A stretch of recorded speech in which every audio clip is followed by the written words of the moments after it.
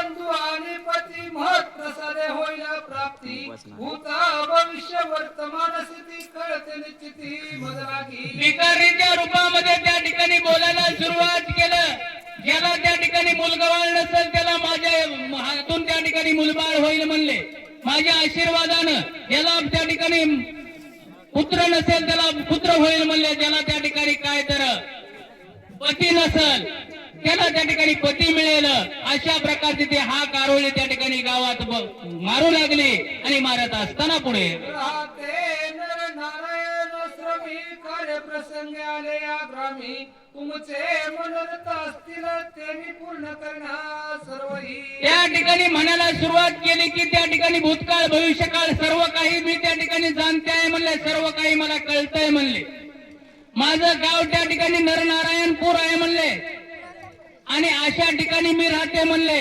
आणि या गावामध्ये तुमच्या त्या ठिकाणी आलेले आहे. कुणाच्या मनामध्ये जर काही इच्छा असेल ती त्या ठिकाणी मी पूर्ण करेन. अशा प्रकारची ती भिकारीण बोलू लागली. ऐकता वचन ती स्त्रिया सर्व आश्चर्य करती मग जाऊन शीघ्र गती राजश्रेयसी सांगितले. अशा प्रकारे भिकारीण गावातून हाका मारीत ओरडत फिरू लागली. गावातल्या स्त्रिया त्या ठिकाणी घरातून बाहेर येऊन ऐकू लागल्या. आणि ऐकल्यानंतर वर्तमान भूत भविष्य त्या ठिकाणी जाणणारी अशी असणारी भिकारीण गावामध्ये आले म्हटले. आणि मग मात्र स्त्रियाने ही बातमी जाऊन कुणाला सांगितली. राजवाड्यामध्ये गेल्या. राणीला सांगितली. राणीला सांगितल्यावर पुढे काय होऊ लागलं. नारायण श्रमी होण धर्मदेवानी जाणा भूत भविष्य वर्तमान सर्व कळतात येसी. असणाऱ्या सर्व त्या ठिकाणी गावातल्या स्त्रिया सांगू लागल्या. राणी साहेब ऐका म्हणल्या. नरनारायणपुरावरून एक त्या ठिकाणी असणारी स्त्री भिकारीण आली म्हणले. तिला सगळं कळतंय म्हणले. भूत भविष्य वर्तमान सर्व गोष्टी तिला समजतात म्हणले. अशी असणारी भिकारीण आहे म्हणले. आणि ती आपल्या गावात फिरत आहे म्हणले. अशा प्रकारे असणाऱ्या गावातील स्त्रिया राणीला सांगू लागल्या. सांगत असताना पुढे आणि जे इच्छा अक्षर मानसी पूर्ण करेल तिचेसी ऐकोन या निजमानसी धरणी देवी हर्षणी. आणि मग मात्र त्या ठिकाणी स्त्रियांनी पुढे सांगायला सुरुवात केली. राणी साहेब ऐका म्हणल्या की ती एवढंच करीत नाही म्हणले. तर जिच्या कुणाच्या मनामध्ये काय इच्छा आहे ती प्राप्त करण्याचा आशीर्वाद सुद्धा ती देत आहे म्हणले. तिला सर्व कळत आहे म्हणले. अशी असणारी भिकारीण आहे. मग मात्र त्या ठिकाणी असणारा काय तर सर्व वृत्तांत राणीला सांगितला. राणी त्या स्त्रियांना गावातल्या काय बोलू लागले. पुढे ऐका. तत्वता प्राण सख्या हो चला आता धर्म देवी विलंबन करिता नयतर्थ मजपासी. आणि मग मात्र राणीनं विचार केला. राणीला फार मोठं दुःख होतं. एकुलती एक मुलगी आहे पद्मावती आजारी पडलेली आहे. अनेक उपचार करून झाले. अनेक वैदिक आणले. अनेक मांत्रिक आणले. अनेक असणारे काय तर भविष्य वर्तमान जाणारे ज्योतिषी आणले. परंतु कुणाचाच फरक पडला नव्हता. शेवटचा त्या ठिकाणी प्रयत्न करू म्हणले. म्हणून त्या ठिकाणी राणी उठली गेली. राणीनं त्या ठिकाणी सांगितलं आपल्या दासींना त्या ठिकाणी आताच्या आता चला आणि त्या भिकारणीला आपल्या घरी घेऊन या. अशा प्रकारचं राणीला त्या ठिकाणी बोलू लागल्या. राणी बोलू लागलेली आहे. बोलत असताना पुढे ऐकताची वचन स्त्रिया धावल्या वेगे कर्ण धर्म देवी प्रतिवचन बोलत झाल्या.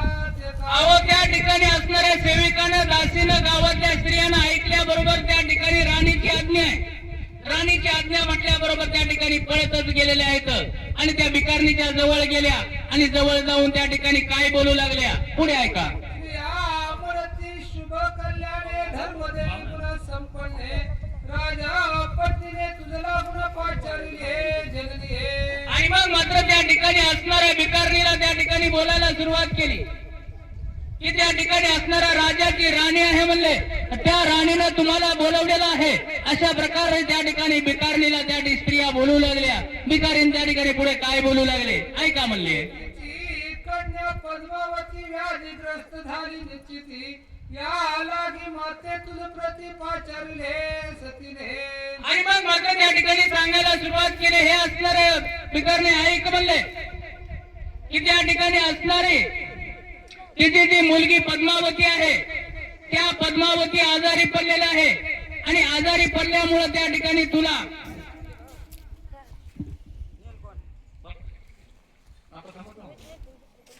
युवा आहे पाहून आता लगेच माघार जायची येतोय माघारी लवकर येतो. आणि मग मात्र ती पद्मावती आजारी पडलेली आहे आणि ती आजारी पडल्यामुळे तिला जर काय तुला कळत असेल तुला तिच्याविषयी तर त्या ठिकाणी तू सांग, राणीनं तुला बोलवलेलं आहे. अशा प्रकारचं त्या ठिकाणी काय तर त्या भिकारणीला आणि त्या ठिकाणी गावातील त्या दासी बोलू लागल्या. बोलत असताना देवता बोले वचन मी केवळ दरिद्री दिना माझी ना वस्त्र नेसले जाण्या पूजाभूषण अंगीकारी. आणि मग मात्र ती भिकारीण म्हणू लागली, तुम्ही म्हणताय खरंय, राजाचा राजवाडा आहे, राणीनं बोलावलंय, माझ्या अंगावर फाटकी वस्त्र आहेत म्हणले, फाटकी कपडे आहेत, माझ्या अंगावर चांगली वस्त्र नाहीत आणि माझ्याजवळ काही कुठल्याच प्रकारचा अलंकार नाहीत, मला आत येऊन देतील का नाही, अशा प्रकारचा विचार त्या ठिकाणी असणारी भिकारीण बोलू लागली. बोलत असताना पुढे ते आलिया तत्वता मज विनोदे करतील यथार्थ श्रीमंताचे घराशी सर्वता दरिद्र्यानी न जावे. आणि मग मात्र त्या ठिकाणी भिकारीण बोलू लागली, तिथं नेऊन माझी चेष्टा मस्करी करतील, मी भिकारी आहे, फाटकी वस्त्र आहेत. आणि मग मात्र त्या ठिकाणी ग्रंथकर्त्यांना दृष्टांत दिला, एखादा गर्भ श्रीमंत माणसा असावी, श्रीमंत माणसाच्या घरी गरिबाने जाऊ नये असं त्या ठिकाणी असतं म्हणले. मी गरीब आहे, माझी जाऊन तिथं थट्टा तर करणार नाहीत ना, अशा प्रकारची विचारणा त्या ठिकाणी असणारी करू लागली. करत असताना अशा कर वयाकारणे बोलविले राजस्त्रीने ते यावयाचं कारण नसे काही मजरागी. आणि मग मात्र तिथं जाऊन माझा हासू तर करणार नाहीत ना, अशा प्रकारची ती भिकारीण बोलू लागले. आणि तुम्हाला जर विनोदाने हसवायचंच असेल तर मला घेऊन जाऊ नका, अशा प्रकारचं ती बसणारी भिकारीण त्या असणाऱ्या दासींना बोलू लागली. बोलत असताना बघा स्त्रिया सर्व मिळून धर्मदेवीशी बहुत प्रार्थना राजा सदना लागून नेत्या झाल्या ते काळी. सगळ्या त्या ठिकाणी असणाऱ्या राणीच्या सेविका दासी म्हणू लागल्या, भिकारणीची त्या ठिकाणी प्रार्थना करू लागल्या.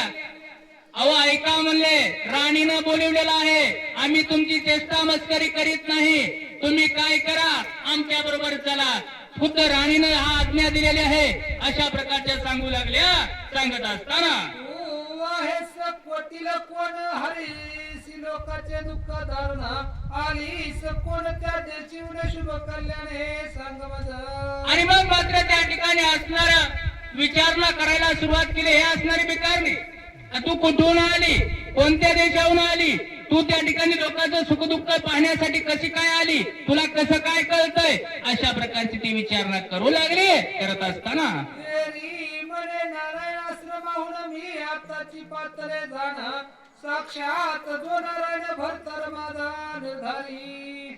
आणि मग मात्र त्या ठिकाणी असणाऱ्या त्या भिकारींना सांगायला सुरुवात केली, मी त्या ठिकाणी नारायण आश्रमाच्या ठिकाणाहून त्या ठिकाणी आलेले, माझा भरतार कोण, नवरा कोण आहे म्हणले तर खुद्द त्या ठिकाणी नारायण हे माझे पती आहेत म्हणले, सगळ्या जगाचा मालक माझा पती आहे, असे असणारे मी बकुळा आहे म्हणले, असणारे काय तर भिकारी नाही म्हणले.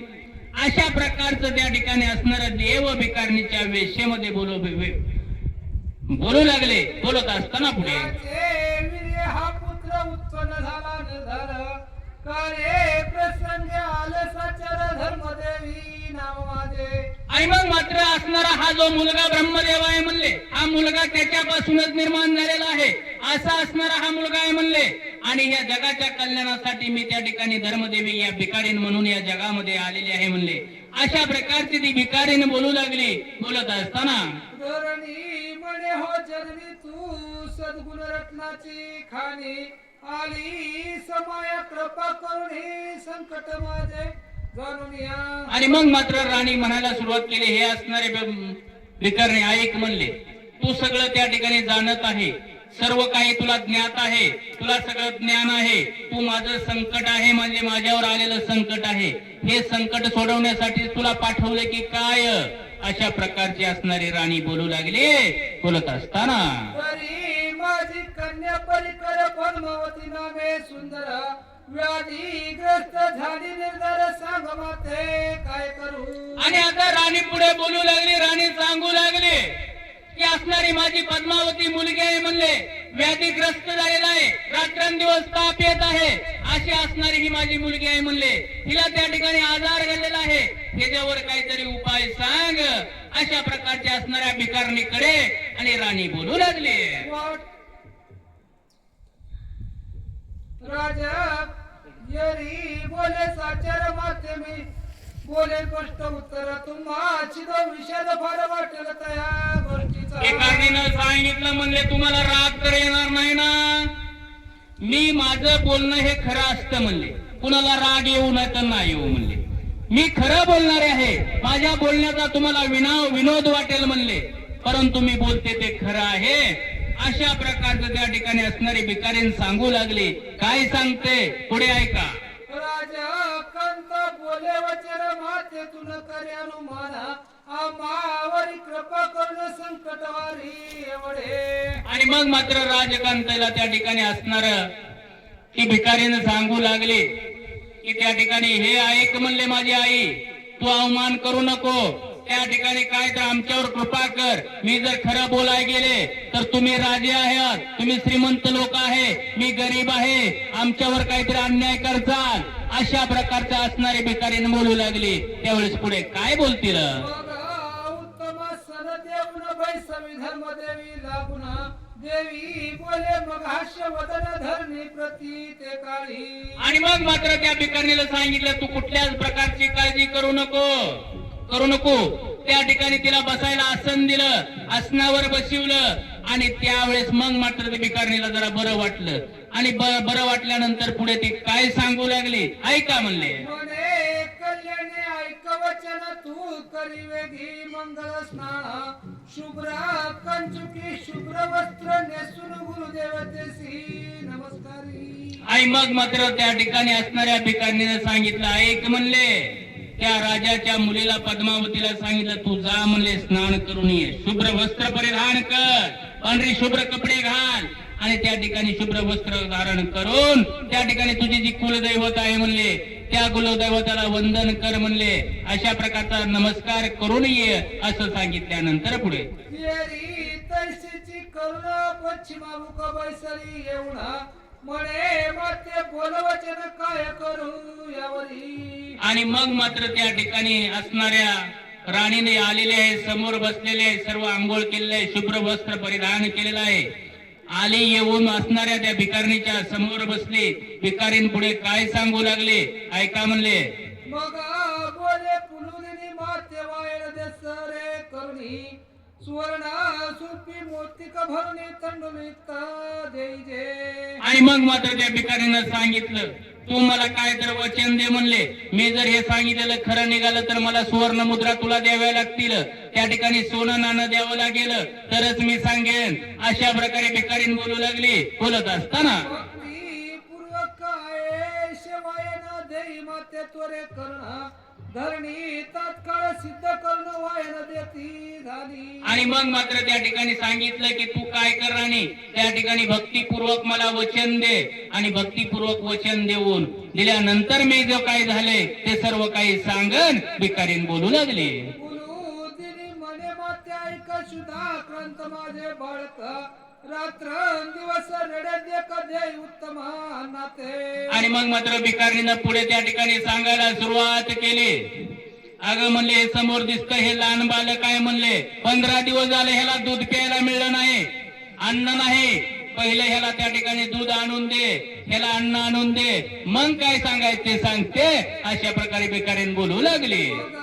सुवर्ण पात्री शिरान तात्काळ आणले निर्मुणा परी बाळकन बक्षिदान मनुष्यांना म्हणून. इकडे त्या ठिकाणी सोन्याचं ताट सजवलं गेलं, त्याच्यावर पंचपक्वान्न त्या ठिकाणी वाढले गेले आणि ते ताट भरून अन्न कुठं आणून ठेवलं तर असणाऱ्या त्या बालकाच्या पुढे आणून ठेवलं.